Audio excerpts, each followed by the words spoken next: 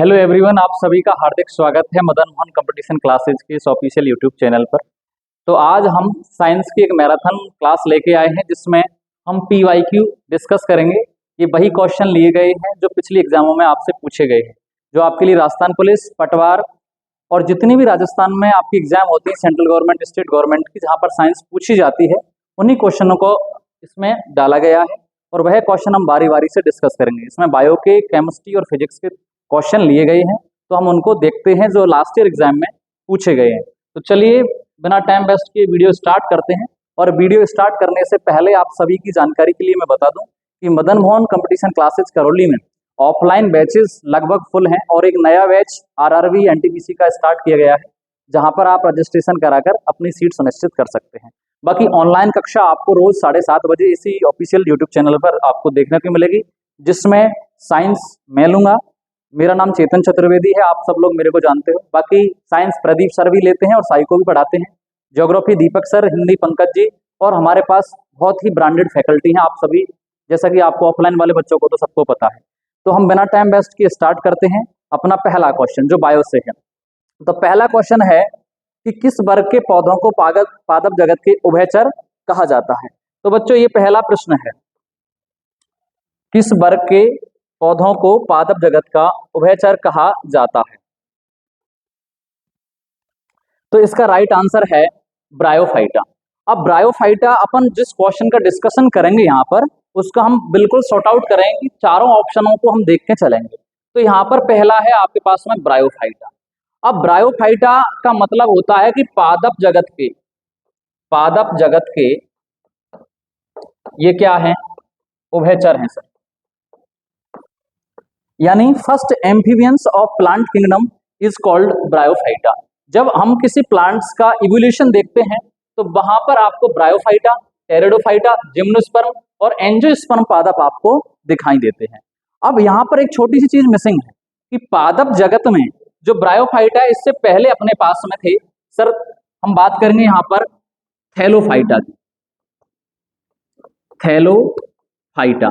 उसके बाद में आपके आए थे ब्रायोफाइटा, क्या आए थे, ब्रायोफाइटा, फिर टेरिडोफाइटा और आगे जिम्नोस्पर्म और एंजियोस्पर्म। यह सीरीज लगातार चलती है, ब्रायोफाइटा और टेरिडोफाइटा और आपका थैलोफाइटा। थैलस यानी ऐसे पादप जिनका सिस्टम यानी सूट सिस्टम और रूट सिस्टम थैले के समान नजर आता है, उन्हें थैलोफाइटा कहते हैं। बाकी उनमें सूट सिस्टम और रूट सिस्टम अल्प विकसित रहता है, वो ब्रायोफाइटा और टेरिडोफाइटा कहा जाता है।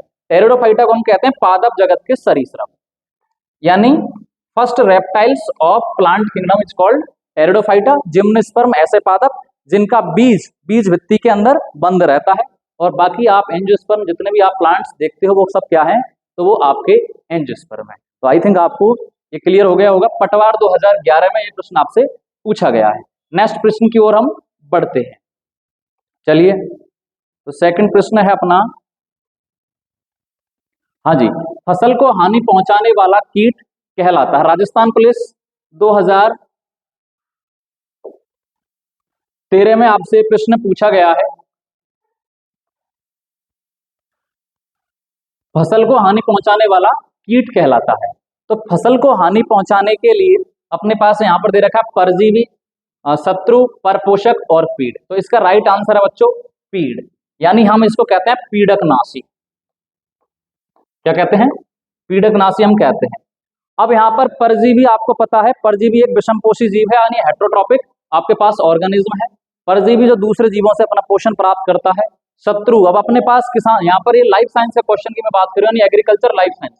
तो यहाँ पर फसल को हानि पहुंचाने वाले दो प्रकार के जीव होते हैं, एक शत्रु और एक मित्र। यानी जैसे आपके पास केंचुआ है, बतख है, सॉरी बगुला है, ये क्या है, ये मित्र हैं। बाकी के ऐसे जीव हैं जो फसल को हानि पहुंचाते हैं, वो शत्रु हैं। तो इस क्वेश्चन का राइट आंसर है पीड़, जिसको आप पेस्ट बोलते हो। ठीक है, आगे अगले क्वेश्चन की ओर हम बढ़ते हैं। चलिए, नेक्स्ट क्वेश्चन है, पौधों की बीमारी साइट्रस कैंकर किसके कारण होता है। तो पहली बात तो ये सिट्रस कैंकर होता है आपका, एक डिजीज होती है नींबू के अंदर। समझने का प्रयास करते हैं, यानी आपका है पौधे की बीमारी साइट्रस कैंकर। तो ये सिट्रस कैंकर है और ये होता है जीवाणु जनित, ये आपका रोग है। नींबू के अंदर यानी लेमन आपने देखा होगा, तो लेमन के अंदर कुछ मतलब जो आपका फ्रूट होता है उस पर डॉटेड स्ट्रक्चर आपको दिखाई देती है, यानी वो इन्फेक्टेड हो जाता है। तो उस इन्फेक्शन का कारण है आपके पास में बैक्टीरिया, और उस बैक्टीरिया सब किस में होता है, नींबू में, और इसका नाम है सिट्रस। ये टेक्निकल टीम से थोड़ी सी गलती हुई है, सिट्रस कैंकर टाइप करने में। सिट्रस कैंकर एक डिजीज होती है नींबू के अंदर, वो किसके कारण होती है, जीवाणु के कारण होती है। चलिए आगे हम क्वेश्चन डिस्कस करते हैं नेक्स्ट। तो नेक्स्ट क्वेश्चन है भाई साहब, हाँ जी, पंच जगत अवधारणा किसने दी थी? पटवार 2018 में पूछा गया प्रश्न है, अच्छा प्रश्न है, एक बार देख लेते हैं।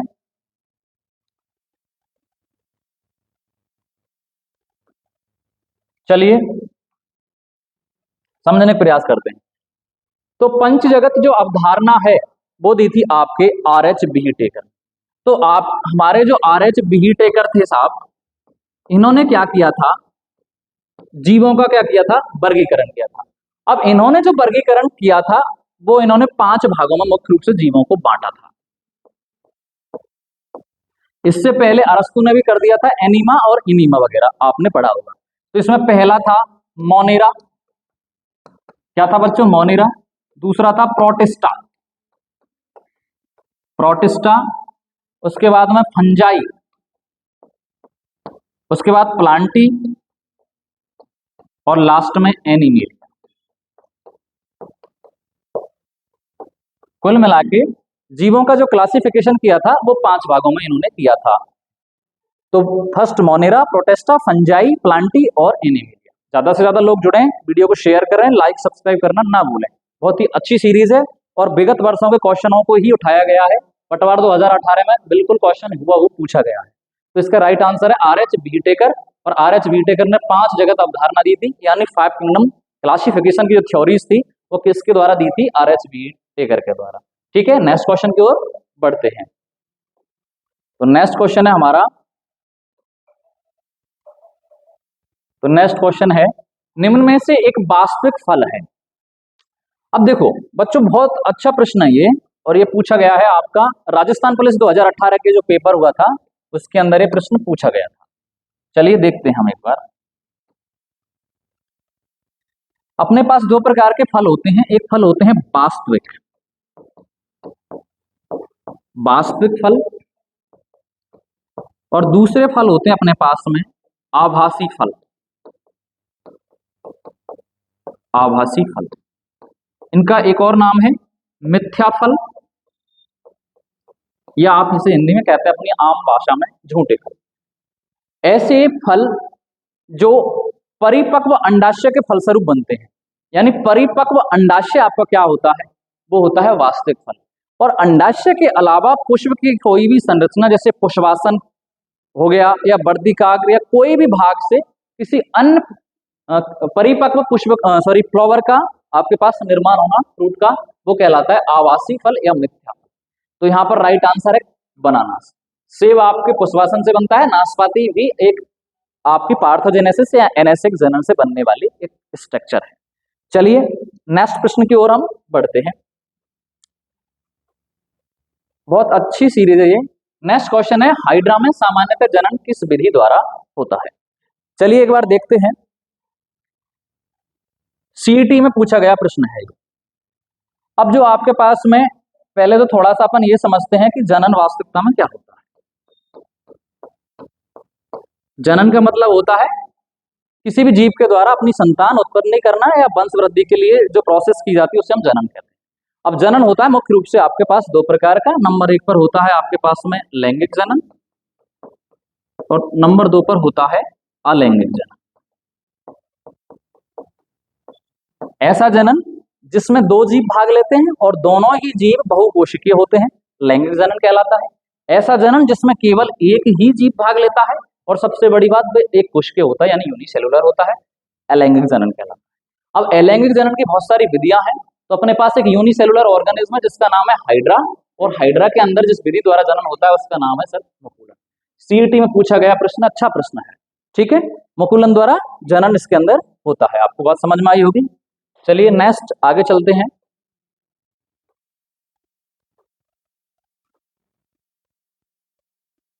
आगे है निम्न में से आम का वैज्ञानिक नाम है, पटवार 2018। आम का वैज्ञानिक नाम है, तो चलिए देखते हैं इसका राइट आंसर क्या है।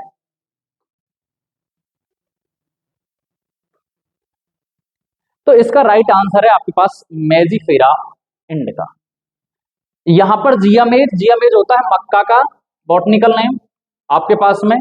पेपेवर सेमनीफेरम होती है आपके पास अफीम। ओराइजा सेटाइवा चावल। और बचा आपके पास में कौन सा, मेजिफेरा इंडिका। ठीक है, अच्छा क्वेश्चन था। चलिए आगे डिस्कस करते हैं। हाँ जी, मच्छर किस संघ के जीव है? अच्छा प्रश्न है, रीट लेवल 1 2011 में पूछा गया है। तो इसका आंसर है आर्थ्रोपोडा। यानी दुनिया के जितने भी इंसेक्ट हैं वो जिस फाइलम में है उसका आंसर होता है आर्थ्रोपोडा। एनिलिडा आपने सुना होगा, केंचुआ, निमोटिडा, नीरेस, जॉक पाए जाते हैं। और पॉरीफेरा आपको पता ही है, पॉरीफेरा के अंदर आपके ऐसे जीव पाए जाते हैं जिनकी बॉडी के अंदर सील पाए जाते हैं। ठीक है, तो ज्यादा कुछ नहीं है, right answer is arthropoda of this question. Okay, next question में एक बार और देखते हैं। हाँ जी, प्रकाश संश्लेषण की अभिक्रिया पत्ती के किस भाग में संपन्न होती है? बहुत ही अच्छा प्रश्न है, दैट इज आई थिंक मैं कहूंगा बहुत ही बढ़िया प्रश्न है। और पूछा गया है सीटी कि कोशिका द्रव्य में होती है कि प्लाज्मा में होती है, कहाँ होती है, तो हम उसके बारे में एक बार देखते हैं। तो इसका राइट आंसर आएगा बेटा ग्रेना। थोड़ी सी टाइपिंग मिस्टेक है, ये ग्रेना है, गेना नहीं है, ध्यान देना, ग्रेना। तो पत्ती के ग्रेना वाले भाग में आपकी कौन सी रिएक्शन होती है? फोटोकेमिकल। कौन सी होती है बेटा? फोटोकेमिकल। फोटोकेमिकल जो रिएक्शन है वो पत्ती के ग्रेना वाले भाग में संपन्न होती है। अब उसका रीजन, यहाँ पर स्टोमेटा पाए जाते हैं, रंध्र पाए जाते हैं और क्लोरोप्लास्ट की उपस्थिति अधिक होती है, इसलिए जो फोटोकेमिकल रिएक्शन है वो पत्ती के ग्रेना वाले भाग में संपन्न होती है। चलिए नेक्स्ट प्रश्न की ओर बढ़ते हैं। तो हमारा नेक्स्ट प्रश्न आता है, हाँ जी, पौधों के श्वसन के दौरान ग्लूकोज का पाइरुविक अम्ल में विघटन कहलाता है। राजस्थान पुलिस 2009। अच्छा प्रश्न है, चलो एक बार देखते हैं। तो इसमें पहला ऑप्शन है आपके पास में केल्विन चक्र, ग्लाइकोलाइसिस, क्रेब्स चक्र और किन्वन। केल्विन चक्र नहीं होता। किस कोशिका के अंदर ग्लूकोज का ग्लाइकोजन में परिवर्तित होना कहलाता है ग्लाइकोलाइसिस। तो श्वसन के दौरान क्या होता है? पाइरुवेट का विखंडन होता है। पाइरुवेट क्या होता है? एक प्रकार का बहुलक होता है जिसका क्या होता है साहब? विघटन होता है, और उस प्रक्रिया को कहते हैं हम ग्लाइकोलाइसिस। क्रेब्स चक्र और किन्वन इसका आंसर नहीं है, तो the right answer is this question of B is glycolysis. चलिए नेक्स्ट प्रश्न की ओर हम बढ़ते हैं। निम्न में से किस वैज्ञानिक ने आवर्त सारणी का सर्वप्रथम क्रमबद्ध अध्ययन किया था? राजस्थान पुलिस 2013। तो देखो, आवर्त सारणी का जो श्रेय जाता है, यानी फादर ऑफ पीरियोडिक टेबल यदि कहेंगे तो उसका आंसर है भैया मेंडेलीव। क्योंकि सबसे पहले मेंडेलीव एकमात्र ऐसे साइंटिस्ट थे जिन्होंने आवर्त सारणी को व्यवस्थित रूप से अध्ययन किया, यानी तत्वों का अरेंजमेंट किया और बताया कि ये आपके आवर्त होते हैं, ये वर्ग होते हैं। ठीक है, तो सबसे पहले मेंडेलीव ने बताया था, तो इस क्वेश्चन का आंसर है मेंडेलीव। बाकी हेनरी मोजले आधुनिक आवर्त सारणी के जनक हैं। ठीक है, डॉबेराइनर ने त्रिक सिद्धांत दिया था और लेवोसियर फादर ऑफ केमिस्ट्री। चलिए नेक्स्ट क्वेश्चन की ओर हम बढ़ते हैं। क्वेश्चन नंबर 12 पटवार 2007 में पूछा गया है, इलेक्ट्रॉन है अल्फा कण, बीटा कण, हाइड्रोजन आयन या उपरोक्त सभी? तो इसका आंसर है बीटा कण। आपका जो इलेक्ट्रॉन होता है वो बीटा कण प्रवृत्ति का होता है। ठीक है, तो यहां पर ज्यादा कोई कॉन्सेप्ट है नहीं है, अल्फा कण और बीटा कण, तो इसका राइट आंसर है बीटा कण। ठीक है, नेक्स्ट प्रश्न की ओर हम बढ़ते हैं।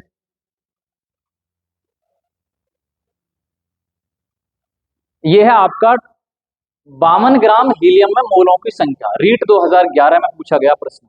अच्छा प्रश्न है, मोलों की संख्या कैसे निकालते हैं तो हम वो समझते हैं। तो यहां पर हम पढ़ते हैं मोल।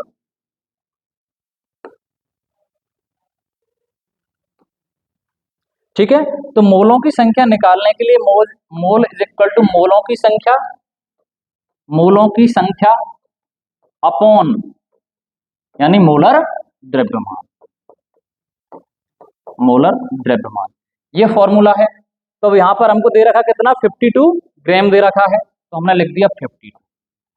अब आपके पास हीलियम, और हीलियम का मोलर द्रव्यमान कितना होता है, तो ये 4 होता है, ये आपको पता होना चाहिए। तो 4 से इसको डिवाइड किया तो इज इक्वल टू 30। तो हम चेकआउट करते हैं, तो अपना सी आंसर इज राइट। तो सी में दे रखा है 13, तो 52 ग्राम हीलियम में उपस्थित मोलों की संख्या है वो कितनी आएगी, 13 आएगी। ठीक है, मोलर कॉन्सेप्ट आपने पढ़ रखा है। चलिए नेक्स्ट प्रश्न की ओर बढ़ते हैं।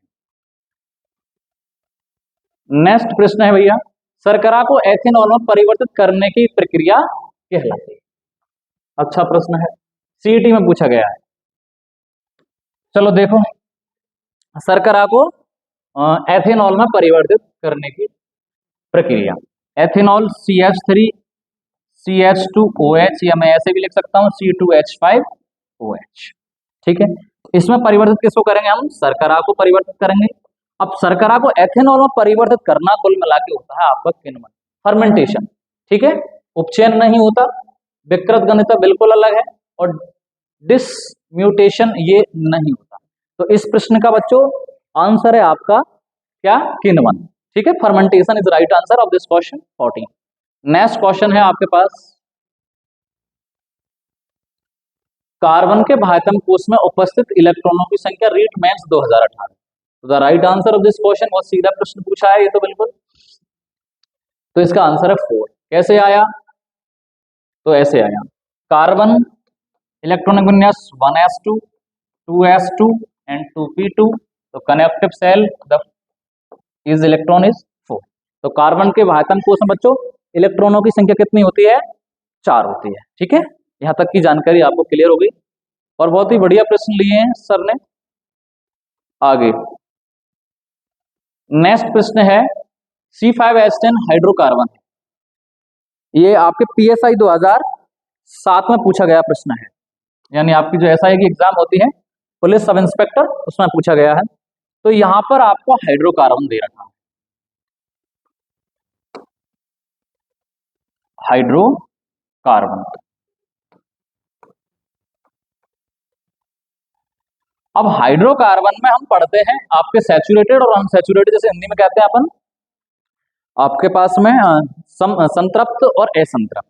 तो वहां पर हम देखते हैं कुछ श्रेणियां देखते हैं, जैसे एल्कीन श्रेणी, दूसरा एल्कीन श्रेणी, और तीसरा एल्काइन श्रेणी। ये 3 श्रेणी हम मुख्य रूप से पढ़ते हैं। ठीक है, अब फॉर्मूला होता है CnH2n+2, ये किसका होता है, एल्कीन का। CnH2n ये किसका होता है, एल्कीन का, और CnH2n-2 ये किसका होता है, एल्काइन। तो यहां पर है C5H10, तो इसके लिए हम एक ट्रिक भी काम में लेते हैं कि दुगना और दुगने से 2 अधिक होगा तो एल्कीन। तो आपके पास में C5, 5 दूना 10 और 2 12, तो नहीं है, ये एल्कीन भी नहीं। ठीक है, उसके बाद में आपके पास एल्कीन में सामान्य सूत्र C5H10 फिट बैठता है, और C5H10 यानी दुगना और दुगने से 2 कम। ठीक है, मुख्य में से हम 2 घटा देंगे तो वो एल्केन श्रेणी में जाएगा। तो ये होगा यहाँ पर आपका बी ऑप्शन इज राइट, यानी पेंटीन। ठीक है, C5H10 जो आपका कंपाउंड था ये कौन सा है, पेंटीन है, हाइड्रोकार्बन। 2007 PSI के एग्जाम में पूछा गया है। ठीक है, लाइक और सब्सक्राइब करना ना भूलें। चलिए नेक्स्ट प्रश्न की ओर बढ़ते हैं।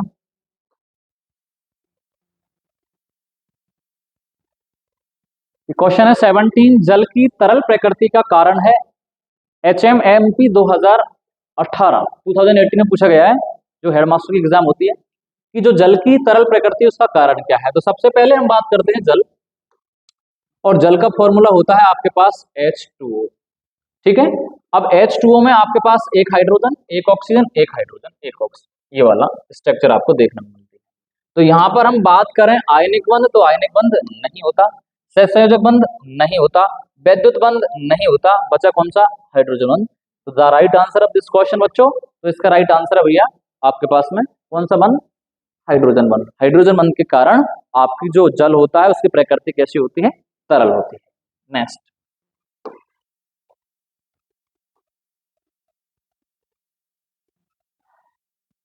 निम्नलिखित में से एक प्लास्टिक नहीं है, प्लास्टिक का उदाहरण नहीं है, तो टाइपिंग मिस्टेक हो जाती है।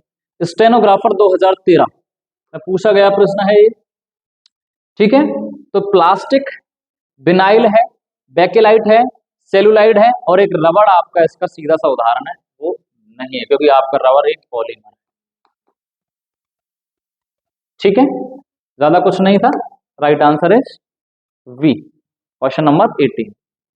नेक्स्ट है भैया, पारदर्शी साबुन बनाने के लिए किस रसायन का प्रयोग किया जाता है? एलडीसी 2018 2018 एलडीसी की जो एलडीसी का एग्जाम हुआ था उसमें प्रश्न पूछा गया है कि पारदर्शी साबुन बनाने के लिए हम किसका उपयोग करते हैं? एथेनॉल नहीं, पेंटीन नहीं क्योंकि ये हाइड्रोकार्बन है। एथेनॉइक अम्ल इज राइट आंसर, CH3COOH, इसको बोलते हैं एथेनॉइक अम्ल या इस, ठीक है। एथेनॉइक अम्ल और एथेनॉइक अम्ल का हम उपयोग करते हैं आपके पारदर्शी साबुन बनाने में। जो आप मार्केट में देखते हो पियर्स वगैरह जो साबुन चलते हैं वो एथेनॉइक अम्ल का हम उसमें यूज करते हैं। चलिए नेक्स्ट प्रश्न की ओर बढ़ते हैं। कृत्रिम रेशा का उदाहरण है। कृत्रिम रेशे का मतलब क्या होता है बच्चों? ऐसे रेशे जो मानव के द्वारा निर्मित किए जाते हैं, जिनको हम आर्टिफिशियल तरीके से बनाते हैं लेबोरेटरी में, वो क्या होते हैं? आपके पास कृत्रिम रेशे होते हैं। नाइलॉन सिक बिल्कुल है, टेरिलिन है, रेयन है, तो उपरोक्त सभी, तो राइट आंसर इज उपरोक्त सभी, यानी उपरोक्त तीनों जो आपके पास उदाहरण है वो बिल्कुल कृत्रिम रेशे यानी मानव निर्मित। कौन से? तो बच्चों मानव निर्मित आपके पास ये प्राप्त होते हैं, ठीक है। आई थिंक आशा करता हूँ यहाँ तक की जानकारी आपको समझ में आ रही होगी। नेक्स्ट, चुंबकीय फ्लक्स का SI मात्रक होता है। चुंबकीय फ्लक्स का SI मात्रक होता है, सीधा आंसर है वेबर। लेकिन पहले समझ लेते हैं कि चुंबक, तो चुंबक के अंदर आपके पास में दो ध्रुव होते हैं, एक एन पोल एक साउथ पोल, यानी एक नॉर्थ पोल और दूसरा साउथ पोल। आपकी चुंबक दो प्रकार की होती है, एक तो घुंडाल चुंबक और एक छड़ चुंबक, मुख्य रूप से हम इसका स्टडी करते हैं, ठीक है। वेबर इसका राइट आंसर है। एम्पियर विद्युत धारा का होता है, गाउसियन पृष्ठ होता है, टेस्ला होता है, तो इसका राइट आंसर है आपके पास में कौन सा? वेबर। तो चुंबकीय फ्लक्स का मात्रक क्या है? वेबर है, ठीक है। चलिए नेक्स्ट प्रश्न की ओर बढ़ते हैं।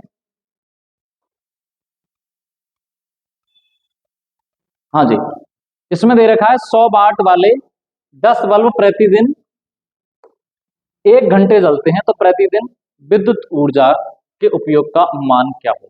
अच्छा प्रश्न है, एलडीसी एग्जाम 2018 में ये पूछा गया है, ठीक है। तो हम इसके लिए कुछ समीकरण देखते हैं, अपने पास कुछ फॉर्मूला होते हैं। 1 kWh इज इक्वल टू 1000, ठीक है, ये फॉर्मूला है। ज्यादा कुछ दिमाग बिल्कुल नहीं लगाना है, करना क्या है, सीधे कितने बल्ब हैं? 100 बल्ब। 100 वाट के बल्ब है, कितने बल्ब हैं? 10 बल्ब हैं। कितने दिन जलते हैं साहब? 1 दिन। 1 घंटे बटे आपके पास में 1000, इससे ये कैंसिल आउट और बचा 2 से ये कैंसिल आउट, तो आपके पास में इसका राइट आंसर आता है 1, ठीक है। तो आपके जो बल्ब हैं तो उसकी कितनी यूनिट आएगी, इसकी वैल्यू कितनी आएगी? 1, तो इसमें सीधा ही दे रखा है 1 यूनिट, यानी first answer, sorry A is right answer of this question, ठीक है। तो प्यारे बच्चों हम आगे बढ़ते हैं, लाइक शेयर सब्सक्राइब करना ना भूले बिल्कुल। हाँ जी, नेक्स्ट प्रश्न है, नेक्स्ट प्रश्न है विद्युत बल्ब में भरी जाने वाली गैस है। तो विद्युत बल्ब में आपके पास में भरी जाती है बच्चों आर्गन। आर्गन गैस को हम विद्युत बल्ब के अंदर भरते हैं। बाकी जो विद्युत बल्ब का फिलामेंट होता है, ये बात और भी ध्यान रखना, टंगस्टन, यानी टंगस्टन जो बल्फर होता है आपका, उसका इसका फिलामेंट बना होता है, और बल्ब के अंदर भरे जाने वाली जो गैस है उसका नाम है बच्चों आर्गन। चलिए नेक्स्ट प्रश्न की ओर बढ़ते हैं। विद्युत विभव है सदिश राशि, अदिश राशि, सामान्य राशि, उपरोक्त सभी।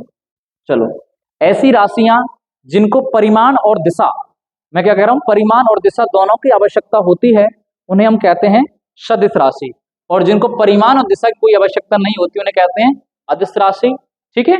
तो इसका राइट आंसर है अदिश, यानी आपका इलेक्ट्रिक पोटेंशियल होता है उसको दिशा की कोई भी आवश्यकता नहीं होती, इसलिए यहाँ पर राइट आंसर आएगा इसका अदिश। यानी आपके पास दो प्रकार की फंडामेंटल क्वांटिटीज होती हैं, एक वेक्टर एक नॉन वेक्टर, तो the right answer of this question is non vector, ठीक है। चलिए आगे क्वेश्चन नंबर आता है आपके पास 25। विद्युत प्रतिरोध की इकाई है। तो विद्युत प्रतिरोध की जो इकाई होती है बच्चों वो क्या होती है, वो होती है, आपको सबको पता है, ओम। एनटीपीसी 2020 रेलवे की एग्जाम हुई थी, उसमें पूछा गया है। ठीक है, तो प्रतिरोध, प्रतिरोध का मतलब होता है धारा के मार्ग में आने वाली रुकावट, यानी धारा के मार्ग में आने वाली बाधा क्या कहलाती है, प्रतिरोध कहलाती है। और प्रतिरोध का मात्रक क्या होता है बच्चों, तो ओम होता है। ठीक है, जॉर्ज साइमन नाम ओम ने सबसे पहले डिस्कवर किया था। आप पढ़ते हो ओम्स लॉ, क्या पढ़ते हो, Ohm's law. B is equal to क्या होता है, आई आर, आपने पढ़ा होगा इलेक्ट्रिसिटी के अंदर, विद्युत धारा के अंदर। तो सीधा सा कॉन्सेप्ट है, विद्युत प्रतिरोध का मात्रक होता है 7, तो इसका राइट आंसर है वी यानी ओम होता है। ठीक है, चलिए नेक्स्ट प्रश्न की ओर बढ़ते हैं। हाँ जी, यदि लाल गुलाब को हरा प्रकाश में देखा जाए तो उसका रंग क्या होगा। अच्छा प्रश्न है, ऑप्टिक्स से पूछा गया है कि आपके पास गुलाब है, लाल गुलाब, लाल गुलाब है बच्चों, और लाल गुलाब को हम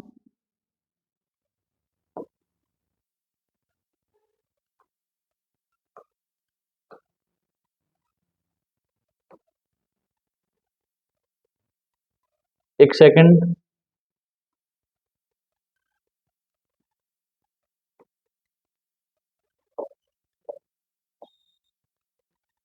एक सेकंड के लिए रुकते हैं, क्या हुआ इसमें टेक्निकल।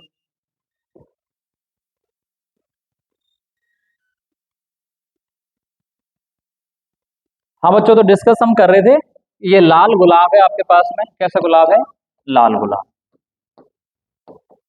और लाल गुलाब को आप हरे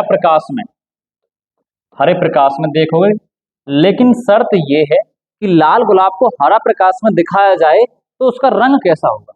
तो रंग का मतलब ये है कि ऐसी वस्तुएं जो जिस रंग की दिखाई देती हैं, अर्थात वह उस रंग का अवशोषण नहीं कर पाते हैं। तो यहाँ पर आपके दो रंग हैं, एक तो लाल है और एक है हरा, और लाल और हरा मिलकर बनाता है कौन सा, काला रंग। आप बिबजोर जब पढ़ते हो वहां पर, तो इसका राइट आंसर क्या है, काला। सफेद का मतलब, सफेद क्यों नहीं आएगा, क्योंकि श्वेत रंगों का, सॉरी 7 रंगों का विभक्त रूप क्या होता है, स्पेक्ट्रम। तो स्पेक्ट्रम फॉर्म है नहीं, क्योंकि आपके पास में गुलाब और वो भी कैसा है, लाल, और उसके ऊपर आपने प्रकाश डाला हरा, तो दिखने में आपको दिखेगा ये ब्लैक। ठीक है, नेक्स्ट क्वेश्चन की ओर हम बढ़ते हैं। आगे क्वेश्चन आता है, रमन प्रभाव के प्रयोग से यह विकसित किया गया धूप के चश्मे, अणुबम, कार्नो इंजन और उपरोक्त सभी। ठीक है, तो ये प्रश्न है आपका। तो इस प्रश्न का राइट आंसर है आपके पास धूप के चश्मे। अणुबम यानी आपका जो आप मॉलिक्यूलर बॉम्ब पढ़ते हो, तो वहां पर नाभिकीय विखंडन संलयन की अभिक्रिया होती है, तो वो यहाँ पर है नहीं है। कार्नो इंजन का अलग से कॉन्सेप्ट होता है, बचा कौन सा, तो आपके पास धूप के चश्मे, यानी आपके पास नजर धूप के चश्मे बनाए जाते हैं, वो किस पर आधारित रहते हैं, तो वो आपके रमन प्रभाव पर आधारित रहते हैं। ठीक है, आई थिंक आपको समझ में आया होगा। नेक्स्ट प्रश्न की ओर बढ़ते हैं। देखिए, तो प्रश्न है, वेग में परिवर्तन की दर कहलाती है, यानी आपका वेलोसिटी और उसमें जो चेंजिंग रेट है उसको हम क्या कहेंगे। ठीक है, तो उसको कहेंगे हम, यानी आपका वेग है, और वेग में हम क्या कर रहे हैं, परिवर्तन, यानी आप वेलोसिटी को घटा रहे हो या बढ़ा रहे हो, इसको बोलते हैं त्वरण। क्या कहते हैं, त्वरण। तो वेग में जो परिवर्तन की दर है उसको कहेंगे त्वरण। HMMP 2016 Madhya Pradesh headmaster exam 2016 में पूछा गया प्रश्न है कि वेग में परिवर्तन की दर क्या कहलाती है, तो त्वरण कहलाती है। ठीक है, बाकी नेक्स्ट प्रश्न की ओर हम बढ़ते हैं।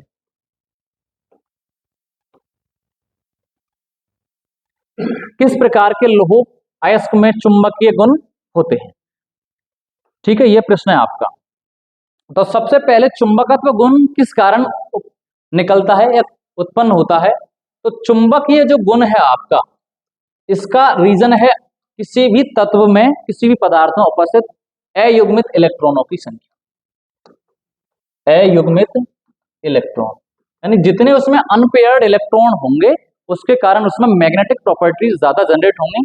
तो यहाँ पर अयस्क हमको दे रखे हैं, अब वो अयस्क कौन कौन से हैं साहब, मैग्नेटाइट, तो टेमेटाइट नहीं होता, लिमोनाइट इसका नहीं होता, क्योंकि यहाँ पर बात की है किसकी, लोहो की। ओनली Fe की बात की गई है।